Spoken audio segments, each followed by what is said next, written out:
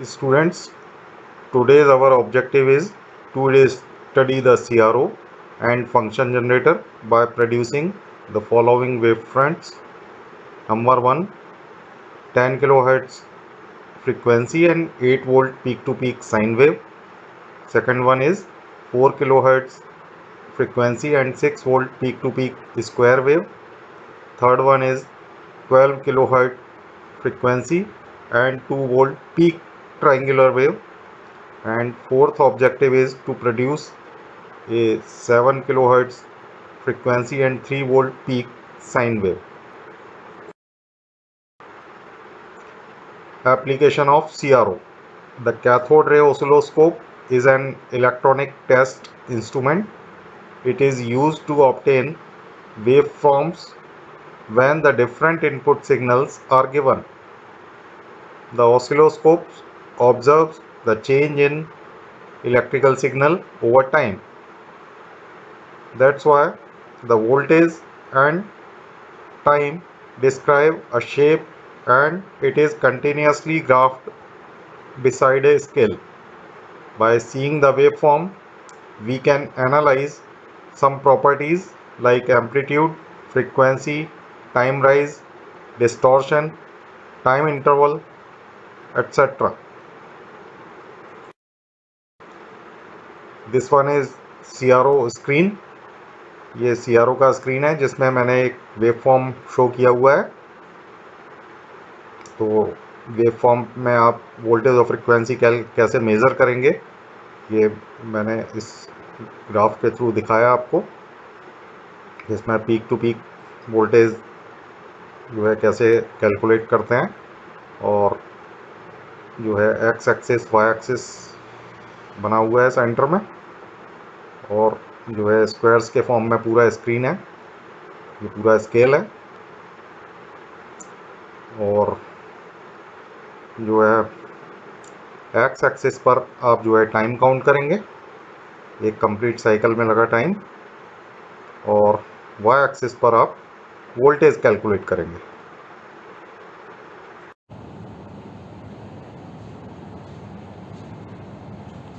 Students, ये है experimental arrangement for CRO जिसकी ऑब्जेक्टिव है to study the CRO and generate some waveform.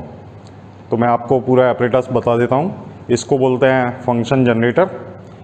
इसकी फंक्शनिंग ये है कि यहाँ से आप किसी भी फ्रिक्वेंसी या वोल्टेज का सिग्नल आप AC सिग्नल यहाँ से जनरेट करेंगे through function generator. Function generator के थ्रू आप जिस भी फ्रिक्वेंसी और वोल्टेज का सिग्नल जनरेट करना चाहते हैं वो सिग्नल यहाँ से जनरेट होगा, AC सिग्नल. ठीक है. और ये है आपका CRO, कैथोड रे ओसिलोस्कोप.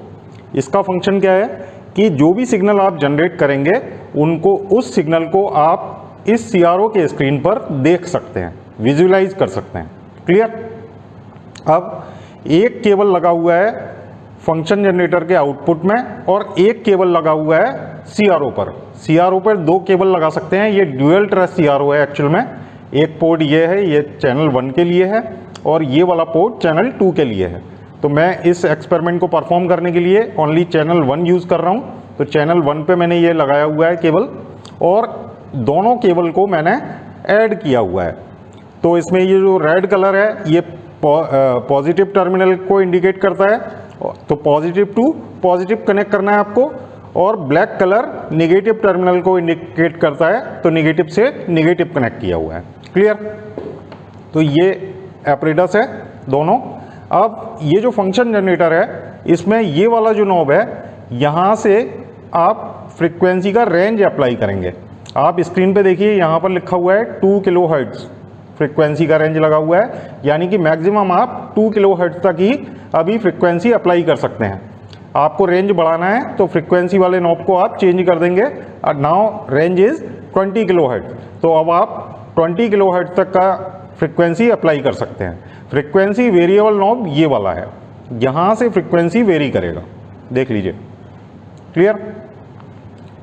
उसके बाद ये एक नॉब है, इसके थ्रू आप जो है एम्पलीट्यूड वेरी कर सकते हैं. स्क्रीन पे देखिए आप CRO के स्क्रीन पे एम्पलीट्यूड कम ज़्यादा हो रहा है सिग्नल का, देख लीजिए, मैं एम्पलीट्यूड चेंज कर सकता हूँ थ्रू दिस नॉब, और इस नॉब से फ्रीक्वेंसी चेंज होगा। देख लीजिए, ये फ्रीक्वेंसी चेंज हो रहा है। ठीक, तो 3 नॉब आपको समझ में आया। एक तो ये फ्रीक्वेंसी रेंज, एक आपने फ्रीक्वेंसी वेरी करने का नॉब ये है, और amplitude variable knob this one. ये आपका फंक्शन अप्लाई करने का नॉब है। यहाँ से आप कोई भी फंक्शन अप्लाई कर सकते हैं, जैसे अभी साइन फंक्शन लगाया हुआ है मैंने, और आपको साइन वेव स्क्रीन पे दिख रहा है। सपोज मैं इसको चेंज करता हूँ, तो ये अब स्क्वायर वेव आ गया है स्क्रीन पे। मैं आपको दिखाता हूँ स्क्वायर वेव किस तरह का दिखेगा। ये देखिए, ये आपका स्क्वायर वेव है। ठीक है, अगर मैं इसको अगेन प्रेस करता हूँ तो ये ट्रायंगुलर वेव आ गया। तो जो भी फंक्शन आप अप्लाई करना चाहें वो फंक्शन आप यहाँ से अप्लाई कर सकते हैं। ठीक है ना। तो ये 4 नॉब्स आप याद रखिए। ये आपका जो एक्सपेरिमेंट है इसमें इन्हीं का यूज़ आपको करना है। ओके, नाउ अब ये CRO है। CRO पे ये स्क्रीन देखिए आप ध्यान से। CRO के स्क्रीन पे मैं थोड़ा सा इंटेंसिटी कम करके आपको दिखाता हूँ। ये देखिए आप, CRO का जो स्क्रीन दिख रहा है आपको, इसमें एक एक्सिस बना हुआ है। ये Y एक्सिस है और ये X एक्सिस है। ठीक है, और ये ब्लॉक्स बने हुए हैं। ठीक, स्क्वायर्स। एक स्क्वायर में भी कुछ सब डिविजन्स बने हुए हैं। इनको काउंट करेंगे आप तो ये 5 सब डिविजन्स हैं। क्लियर। तो एक स्क्वायर में X एक्सिस पर भी 5 सब डिविजन्स हैं और Y एक्सिस पर भी 5 सब डिविजन्स हैं। इस तरह का ये पूरा स्केल बना हुआ है। ठीक, नाउ ये एक नॉब है, इससे इंटेंसिटी कंट्रोल होगा। इंटेंसिटी कम ज़्यादा कर सकते हैं आप। और एक नॉब ये है, इसके थ्रू आप फोकस कंट्रोल करेंगे। अगर सिग्नल आपका ब्लर्ड है तो उसको शार्प करेंगे थ्रू दिस नॉब। ठीक है, आपको एक शार्प सिग्नल बनाना है और इंटेंसिटी माइल्ड रखना है आपको, ताकि स्क्रीन आपका डैमेज ना हो। नाउ ये वाला जो पार्ट है ये चैनल 2 के लिए, इसको अभी यूज़ नहीं कर रहे हैं। एक्चुअल में ये ड्यूअल ट्रेस CRO है। 2 सिग्नल इसको एक साथ दिए जा सकते हैं, 2 वेव्स को सुपरपोजिशन कराया जा सकता है। तो यहाँ पर जो हमारा एक्सपेरिमेंट है इसमें सिर्फ हम एक ही चैनल यूज़ कर रहे हैं, फर्स्ट चैनल 1। तो ये वाला पार्ट यूज़ में आएगा। ठीक, इसमें एक ये ग्राउंड नॉब है, इसको प्रेस करने पर क्या होता है देखते हैं। ये सिग्नल आपका ग्राउंड हो गया है। ठीक, और जब आप इसको ओपन करेंगे तो ये सिग्नल आपको मिल जाएगा। ये वर्टिकल कंट्रोल नॉब है, इससे आपका सिग्नल वर्टिकली मूव करेगा ऊपर नीचे। उसके बाद ये एक नॉब है, इसको बोलते हैं वोल्टेज पर डिवीजन नॉब, जिसमें कि ये वाला स्केल यहाँ से लेकर 0.5 वोल्ट से लेकर और 0.05 वोल्ट तक, ये जो है आपका स्केल किस में है, वोल्ट्स में है।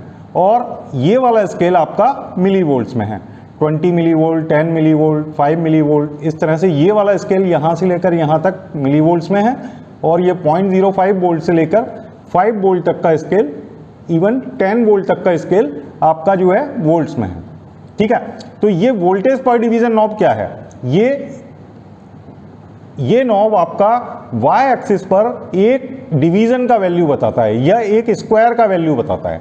ठीक, जैसे कि अभी ये 5 वोल्ट पर डिवीजन पर है, इट मींस एक स्क्वायर का वैल्यू इस समय 5 वोल्ट है। क्लियर। अब आप देख लीजिए कि जो आपका सिग्नल है वो कितने डिविजन्स कवर कर रहा है, 1 full square, 2 full square, 3 full square. और सपोज मैं थोड़ा सा इसको सिग्नल को बढ़ाता हूं आपको क्लियर करने के लिए। ये आपका सिग्नल इस समय ऑलमोस्ट 4 डिवीजन कवर कर रहा है। ठीक है, ये सिग्नल आपका 4 डिवीजन कवर कर रहा है। इट मींस सिग्नल का वैल्यू है 5, 10, 15, 20 वोल्ट का ये पीक टू पीक सिग्नल है। पीक टू पीक मतलब यहां से लेकर पॉजिटिव पीक से लेकर नेगेटिव पीक तक वैल्यू कितना है इसका, 20 वोल्ट पीक टू पीक का सिग्नल है, क्योंकि आपने 5 वोल्ट पर डिवीजन का जो है वैल्यू चूज किया हुआ है। क्लियर। अब अगर मैं इसको चेंज करता हूं, देन व्हाट विल हैपन। ये तो आपका स्क्रीन से बाहर ही निकल गया। सपोज मैं इसको दोबारा से चेंज करता हूं, आप एक बार देख लीजिए। इस समय ये सिग्नल कितना है, 2, 4, 6, 8, 10, 12। ये 12 volt peak to peak signal है। और पीक की बात करेंगे तो ये सिग्नल है आपका 2 4 6 volt peak and 12 volt peak to peak का ये सिग्नल है आपका। क्लियर? आपने स्केल लगाया हुआ है 2 वोल्ट पर डिवीजन।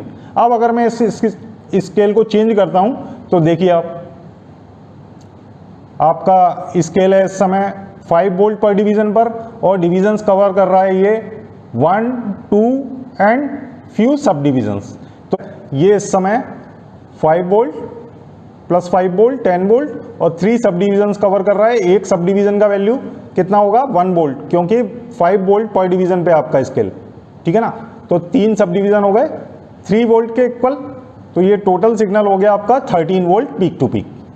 तो इस तरह से आपको वोल्टेज काउंट करना है। वोल्टेज आप अप्लाई करेंगे थ्रू फंक्शन जनरेटर और उसको चेक करेंगे स्क्रीन पर, जिसमें कि ये जो वोल्टेज पर डिवीजन वाला नॉब है ये एक डिवीजन का वैल्यू बताएगा, यानी कि एक फुल स्क्वायर का वैल्यू बताएगा।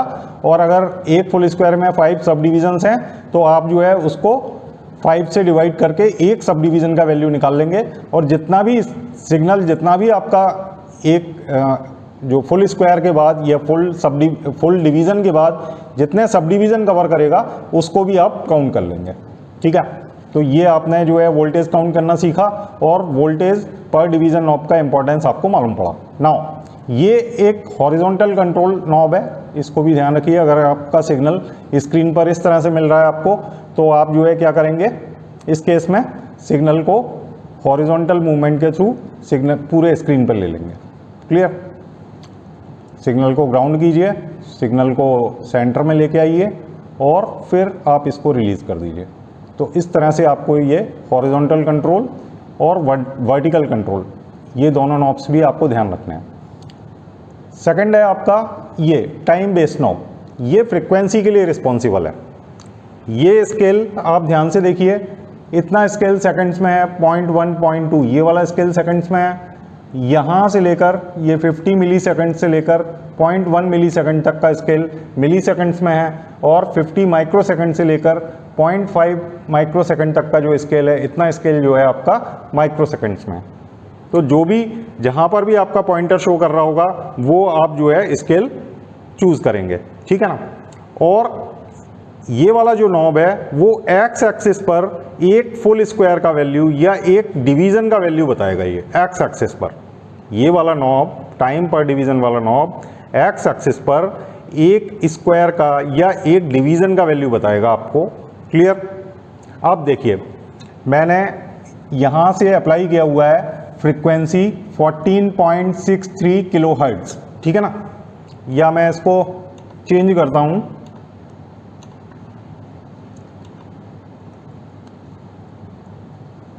देखिए मैं इसको थोड़ा सा चेंज करता हूँ, फ्रीक्वेंसी को इसको लेके आता हूँ 1 किलोहर्ट्ज पर, और आपको क्लियर करता हूँ कि कैसे इसको जो है चेक करते हैं फ्रीक्वेंसी को। सपोज़ मैंने 1 किलोहर्ट्ज फ्रीक्वेंसी यहाँ से अप्लाई किया हुआ है। अब देखिए आप स्क्रीन पर जो है आपको एक हाइपरबोलिक लाइन मिल रहा है, तो आपको इस जो है नॉब को चेंज करना पड़ेगा। ये नॉब मैंने चेंज किया, मैं फंक्शन और साइन लगा देता हूँ यहाँ से, साइन फंक्शन में ज़्यादा क्लियर होगा आपको। मैंने सॉरी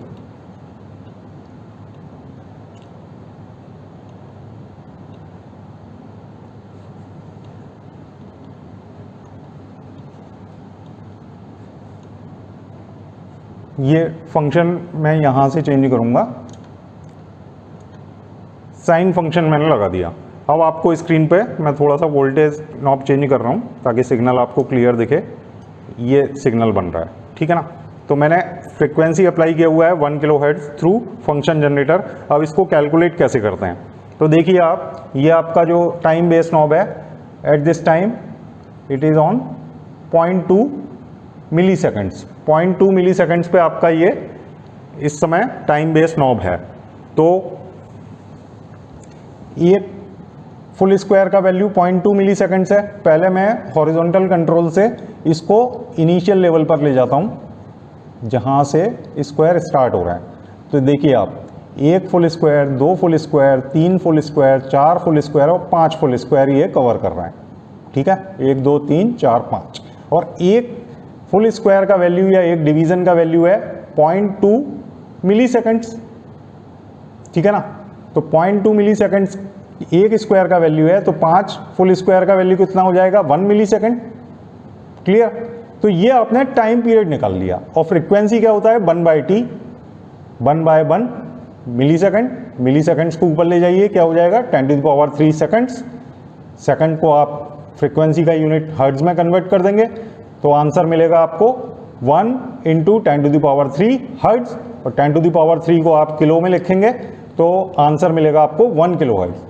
तो जितना फ्रीक्वेंसी मैंने यहाँ से अप्लाई किया था फंक्शन जनरेटर से, उतना फ्रीक्वेंसी आपको यहाँ पर मिल गया। तो इस तरह से ये फ्रीक्वेंसी कैलकुलेट किया जाता है। ये सारे जो ऑन ऑफ स्विचेज हैं, ये पुश बटन स्विचेज हैं, आप ये इंश्योर कर लीजिए कि जब भी ये आप एक्सपेरिमेंट परफॉर्म कर रहे हैं एट दैट टाइम ये सारे ऑफ कंडीशन में होने चाहिए, कोई भी स्विचेज प्रेस कंडीशन में ना हो। ठीक, आपके काम के कौन कौन से स्विचेज हैं, vertical control, horizontal control, voltage per division knob, time base knob. ठीक, बस इतने स्विचेस आपके काम के हैं। बाकी जितना भी ये स्विचेस दिए हुए हैं ये वैरायटी ऑफ यूजेस हैं इस CRO के, उस केस में आप इसको यूज़ करेंगे। ठीक, तो मैं अभी आपको एक नया टारगेट देता हूँ। सपोज आपको 10 किलोहर्ट्ज फ्रीक्वेंसी और 8 वोल्ट पीक टू पीक एक सिग्नल जनरेट करना है। तो आप क्या करेंगे, यहाँ से 20 किलोहर्ट्ज का रेंज लगाएंगे, सबसे पहले लगाया, और फ्रीक्वेंसी को फ्रीक्वेंसी वेरिएबल नॉब से 10 किलोहर्ट्ज पे सेट कर देते हैं।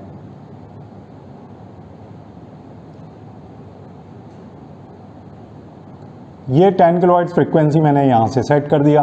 फ्रीक्वेंसी के लिए ये फैसिलिटी है कि फ्रीक्वेंसी आपको फंक्शन जनरेटर के स्क्रीन पे दिखेगा, लेकिन वोल्टेज आप सिर्फ एम्पलीट्यूड वेरिएबल नॉब से अप्लाई करेंगे और उसको कैलकुलेट करेंगे डायरेक्ट स्क्रीन पर।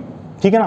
तो सबसे पहले ये जो सिग्नल दिख रहा है इसको काउंट करना डिफिकल्ट है, तो आप क्या करेंगे, वोल्टेज नॉब को चेंज करते हैं थोड़ा सा। ये तो ऊपर निकल गया, स्क्रीन तोड़ आया आपका। तो आप क्या करेंगे, सबसे पहले फ्रीक्वेंसी टाइम बेस नॉब को चेंज करते हैं। अब देखिए ये पिक्चर आपको क्लियर मिल गया। अब आप जो है स्केल पे काउंटिंग कर सकते हैं प्रॉपर। तो सबसे पहले सिग्नल को ग्राउंड करके सिग्नल को सेंटर में ले लीजिए एग्जैक्ट, थ्रू वर्टिकल कंट्रोल और हॉरिजॉन्टल कंट्रोल, ये ले लिया। अब ये ग्राउंड बटन रिलीज कर दीजिए। अब आपको ये जो सिग्नल मिल रहा है इसके लिए फ्रीक्वेंसी काउंट करते हैं सबसे पहले। तो फ्रीक्वेंसी काउंट करने के लिए सिग्नल के को इनिशियल पोजीशन पे ले जाने के लिए हॉरिजॉन्टल कंट्रोल को यूज करते हुए मैं इसको स्क्वायर के कॉर्नर पे ले आया। अब काउंट करते हैं टोटल सिग्नल कितना है, 1 2 3 4 5 5 स्क्वायर्स या 5 डिविजन्स टोटल कवर हो रहे हैं। आपका जो फ्रीक्वेंसी टाइम बेस वाला नॉब है ये 50 माइक्रोसेकंड्स पर है। एक स्क्वायर का वैल्यू 50 माइक्रोसेकंड्स है, सॉरी ये 20 माइक्रोसेकंड्स पे है, 20 माइक्रोसेकंड्स। ओके, तो आपके ये 5 सिग्नल, 5 जो स्क्वायर हैं, एक 20 का है, तो 20 20 20 20 20 100 माइक्रोसेकंड्स आपका जो है टाइम पीरियड आ गया, 100 माइक्रोसेकंड्स। ठीक है, एक साइकिल को कंप्लीट करने में लगा टाइम आपका होगा time period, that is 100 microseconds. इसको आप 1/t कर दीजिए, आप कैलकुलेट करेंगे तो आपको फ्रीक्वेंसी मिलेगा 10 किलोहर्ट्ज, यानी कि जितना फ्रीक्वेंसी आपने अप्लाई किया था उतना फ्रीक्वेंसी आपको मिल गया। अब वोल्टेज अप्लाई करना है आपको। अब वोल्टेज कैसे चेक करते हैं, वोल्टेज चेक करते हैं वोल्ट पर डिवीजन वाले नॉब से। ये नॉब है अभी आपका 1 वोल्ट पर डिवीजन पर। अब देखते हैं कितने डिवीजन्स कवर कर रहा है ये, 1 2 3 4 5 6, ये 6 डिवीजन कवर कर रहा है ओनली। तो सिग्नल हुआ इस समय 6 वोल्ट पीक टू पीक और 3 वोल्ट पीक। आपको जनरेट करना है 8 वोल्ट पीक टू पीक। तो आप क्या करेंगे, ये जो एम्पलीट्यूड वेरिएबल नॉब है इसको मूव करेंगे थोड़ा सा, और ये सिग्नल आपने 8 वोल्ट पीक टू पीक कर लिया। कैसे, एक स्क्वायर का वैल्यू 1 वोल्ट, 1 2 3 4 5 6 7 8। तो अब आपका ये signal 8 volt peak to peak है। अब सपोज अगर मैं ये नॉब को पोजीशन चेंज करता हूं और इसको ले आता हूं 2 वोल्ट पर डिवीजन पर, तब भी आपका जो सिग्नल है वो 8 वोल्ट पीक टू पीक ही है, क्योंकि वोल्टेज चेंज होगा एम्पलीट्यूड नॉब से, ना कि यहां पर। ठीक है ना, जैसे एक स्क्वायर का वैल्यू या एक डिवीजन का वैल्यू इस समय है 2 वोल्ट, तो 2, 4, 6, 8, तो ये सिग्नल आपका 8 वोल्ट पीक टू पीक आपको मिल गया। ठीक है, तो जो भी मैंने ऑब्जेक्टिव में आपको वेवफॉर्म जनरेट करने को गिवन फ्रीक्वेंसी और वोल्टेज के लिए बोला है वो आप जनरेट कर सकते हैं। बाकी ये जो CRO है इसका काफ़ी ब्रॉड यूज़ है, लेकिन अभी आपका जो एक्सपेरिमेंट है उसमें आपको इतना ही परफॉर्म करना है। ओके।